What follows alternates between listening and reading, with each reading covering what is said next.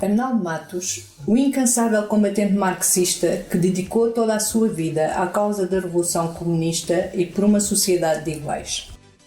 A 24 de fevereiro de 1939, nasce na Ilha da Madeira, na Assomada, Santa Cruz, Arnaldo Matias de Matos, a quem prestamos hoje a nossa homenagem. Eu, quando nasci, não havia eletricidade, isto é, na zona onde eu nasci. A luz era a petróleo e, na verdade, só se podia estudar e ler um livro de dia. À noite era muito difícil ler livros. Era a luz do petróleo. E, além disso, só havia uma loja que vendia livros. À Madeira volta frequentemente para trabalhar e para estar com a família, amigos e colegas. Dotado de uma inteligência superior, revelou cedo, ainda no Liceu Jaime Muniz, a sua capacidade de liderança quando, por exemplo, mobilizou os colegas e elaborou o manifesto estudantil de apoio à candidatura de Humberto Delgado. Mais tarde, no prosseguimento dos seus estudos na Faculdade de Direito de Coimbra e na República Estudantil Ras de Parta, conviveu e partilhou a luta académica com estudantes que viriam a destacar-se na vida cultural e política do país, como Manuel Alegre, Carlos Monjardino, etc. A guerra colonial interrompeu-lhe os estudos e, depois da recruta em Mafra, integrou a Companhia de Caçadores Especiais 366, sob o comando do general Ramalhianes, com quem manteve uma sólida e duradoura amizade. Prestou o serviço militar em Macau, onde leu e estudou as principais obras que iriam influenciá-lo politicamente. Como Alferes, ele revelou aquilo que depois deveria ser um projeto forte, bem, sempre preocupado com os homens, com o homem, e sempre preocupado em proporcionar um apoio ao trabalho, um suporte em ciência. Posso dizer, com toda a honestidade, que naquela companhia era, sem dúvida, o meu melhor alferes. Quando, em 1965, e já com um sólido conhecimento do marxismo e do maoísmo, regressa à metrópole, frequenta a Faculdade de Direito de Lisboa, onde se distingue como líder revolucionário, levando a cabo uma intensa ação política académica, formando a esquerda democrática estudantil e organizando e vencendo, com a lista ao trabalho, as eleições para a Associação Académica de Direito de Lisboa, organizando e participando ativamente em várias lutas antifascistas e manifestações estudantis, como as de maio de 68. Agora discutir o maio de 68, como se essa canária que anda aí tivesse feito o maio de 68, ou eu, naturalmente, com essa pessoa, mas quem dirigiu foi eu fui eleito, fazia parte, era presidente da Comissão Nacional dos Estudantes de Poder. Pouco tempo depois de se formar, com notas elevadas, entra logo na clandestinidade e dedica-se de corpo e alma à luta antifascista e anticolonial. E é na clandestinidade, no calor da luta, que funda, a 18 de setembro de 1970, o MRPP, que manteve uma atividade de agitação e propaganda intensa e contínua contra o regime e contra a guerra colonial, definindo o caminho que o povo português devia seguir nas célebres palavras de ordem. Guerra do povo à guerra colonial imperialista. Transformar a guerra colonial fascista em guerra civil revolucionária. Deserção em massa e com armas, liderando desta forma a recusa dos soldados a embarcar para as colónias e influenciando assim definitivamente o fim da guerra colonial. E é em memória dessa luta que no dia 21 de fevereiro um jovem deixou o registro. Honra ao grande educador. Em nome dos africanos e afrodescendentes, agradecemos o grande contributo do grande Arnaldo de Matos na luta anticolonial. Em 1971 sai o primeiro número de Luta Popular, órgão central do partido. O 25 de Abril vem encontrá-lo na clandestinidade, mas é ele quem redige nesse dia a declaração sobre o 25 de Abril, considerando um golpe de Estado militar que só foi alterado pela intervenção da Força do Povo, que contrariou as ordens dos militares para que todos ficassem em casa.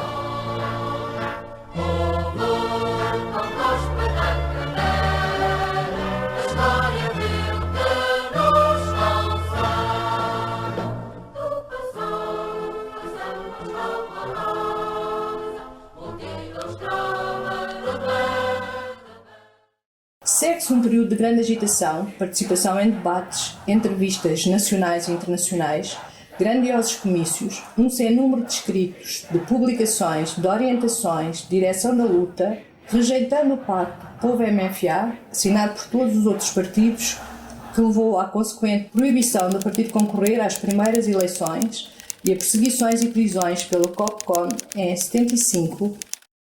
As manifestações exigindo a libertação dos presos, violentamente reprimidas. A que se seguiu um grande movimento para a libertação de todos os presos, incluindo o secretário-geral do partido, Arnaldo Matos, que no comício a 18 de julho, no Campo Pequeno, denunciou o golpe de Estado social-fascista em preparação pelo PCP, que acabou derrotado em 25 de novembro.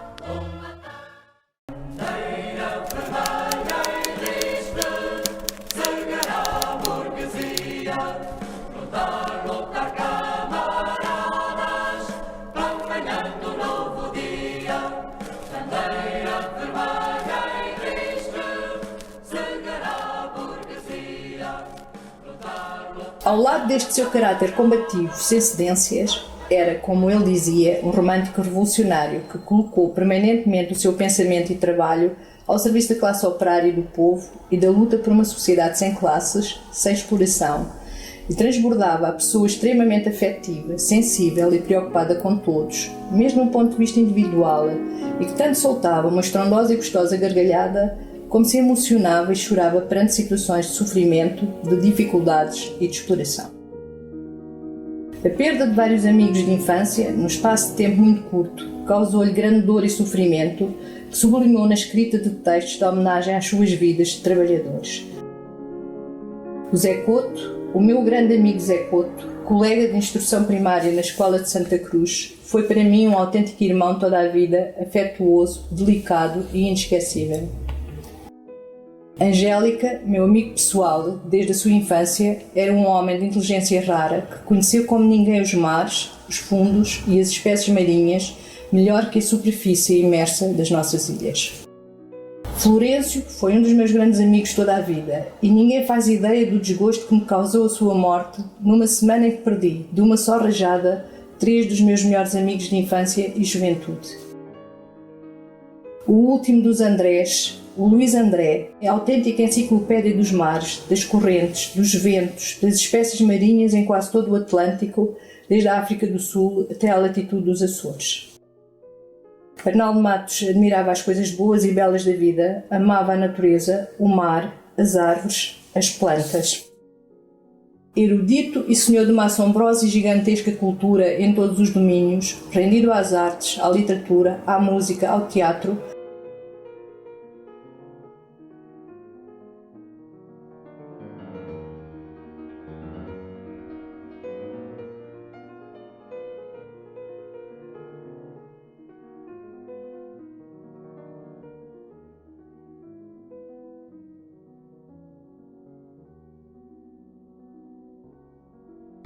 de uma forma breve, o socialismo é para nós, comunistas, uma sociedade sem classes.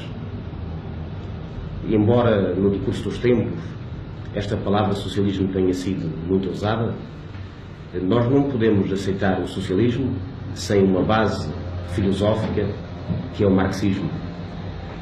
Foi Marx quem nos explicou como as sociedades que existiram no passado saíram umas das outras e as leis que regularam esse processo. Um livro que saí recentemente dizia que sempre houve dívida pública. É falso. Só há dívida pública desde que há Estados. Na época em que a humanidade não tinha nenhum Estado, não havia dívida pública. Primeira questão. Segunda questão. A dívida pública tem uma natureza diferente consoante o sistema sob o qual vive o mundo. Se vivemos num sistema capitalista, a dívida pública é um instrumento de exploração dos trabalhadores. Se vivemos num sistema feudal, é um sistema de exploração os camponeses. Se vivemos num sistema qualquer diferente, será de exploração sempre de um dominado qualquer. Isto é, a dívida pública não é uma conta matemática. A dívida pública não tem nada a ver com a álgebra, com a geometria, nem com os algoritmos, a não ser para nos enganar a nós. Porque o que ela é um instrumento de exploração do homem pelo homem. Não é outra coisa. Esta conferência em que se discutiu o papel dos partidos políticos no 25 de Abril, um dos convidados foi Arnaldo Matos, figura desconhecida para as novas gerações, mas um elemento central no período mais quente da mudança de regime. Chegou de resto a ser preso pelo COPCON, o Comando Operacional Militar de Lisboa. No dia 25 de Abril deste ano, comemoramos duas datas. Pelo menos eu comemoro duas datas.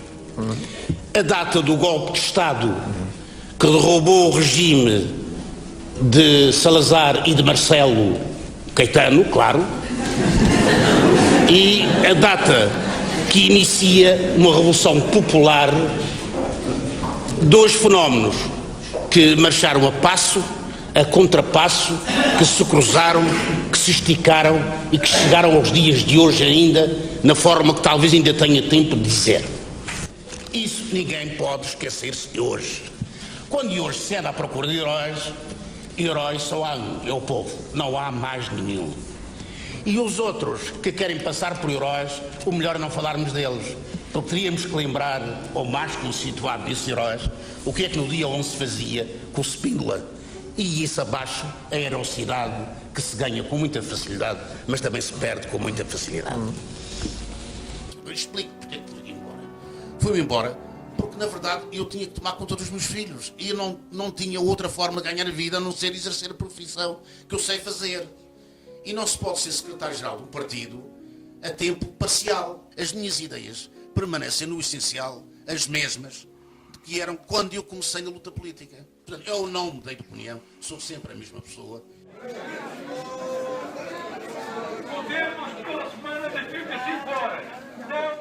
Madeirenses e porto-santenses, caras e caros conterrâneos, o programa da Assembleia Legislativa e do próximo Governo Regional é o que consta deste pequeno livro.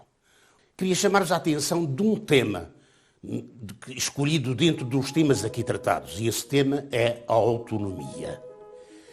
Como sabem, a autonomia tem sido uma transferência de poderes do Governo Central para o Governo Regional da Madeira. Uma transferência de poderes dos ricos de lá para os ricos de cá. Mas os pobres continuam sempre cada vez mais pobres. A autonomia que pretendemos é a autonomia política, administrativa, económica, financeira, fiscal, orçamental, judiciária e policial. A PMRPP realizou hoje, em Ponta Delgada, o primeiro congresso nos Açores. A reunião contou com cerca de 3 dezenas de congressistas, entre eles o líder Arnaldo Matos. Pedro Leite Pacheco foi eleito secretário regional do partido. O balanço que se faz de 40 anos de autonomia e a alteração dos rumos de autonomia que têm que ser seguidas nas próximas décadas, se não quisermos andar para trás, como aparentemente temos andado até agora. Manifestava-se sobre todos os assuntos e fazia-o com uma tal convicção, firmeza e entusiasmo, e por vezes com irreverência e um humor muito especial, que prendia a atenção e a adesão de todos, tornando, podemos dizê-lo, virais algumas das suas expressões. Quer definir o seu conceito de poder, Dr. Arnaldo Matos? O poder dos políticos são os oportunistas políticos, que dizem uma coisa hoje, outra amanhã, e andam sempre a mudar de opinião, e nunca estão cá quando é preciso estar, e quando há uma crítica, o primeiro-ministro está fora, um poteto. Nunca conhecem lá alguma palavra. Um dos seus últimos contributos para a compreensão do caráter de classe da Revolução Russa e Chinesa, à luz do marxismo, está contido nas teses da Urgeiriça, apresentadas nas Minas da Urgeiriça, em 6 de novembro de 2016, apesar de já vir a refletir e estudar esta questão há mais de uma década. Temos connosco um convidado especial, até se me embarga a voz. O Dr. Arnaldo Matos escreveu no Twitter, porque Arnaldo Matos agora está no Twitter. Em setembro de 2017, com 78 anos, fez o seu primeiro tweet. Esta foi a forma de romper o cerco da imprensa e do poder e que lhe permitiu divulgar as suas ideias a milhares de pessoas. Tinha entre os seus seguidores políticos, jornalistas, artistas, estudantes, jovens, mulheres, operários, trabalhadores, e muitos outros. No dia 15 de dezembro de 2018, o Expresso publica a sua última entrevista, Nas Asas do Marxismo, onde apresenta as suas ideias, estratégias e aponta o caminho para a revolução. Como afirmou o general Ramalhianes, Arnaldo Matos fica na memória do país como um homem determinado, frontal e efetivo que sempre defendeu os ideais em que acreditava. Foi, sem dúvida, um homem que marcou a vida política do país, que nunca desistiu do que considerou ser a sua missão: servir a classe operária e a revolução. Eu tenho pena de não poder responder aqui a todo você, mas agradeço tudo o que perguntaram. E se puderem perguntar mais, perguntem mais. E se quiserem, escrevam. E se quiserem, escrevam para um jornal. E se quiserem, discutam comigo. Mandem-me a palavra, façam o que quiserem. Mas desculpa, não fiquem parados. Não deixem que o mundo passe por cima de nós.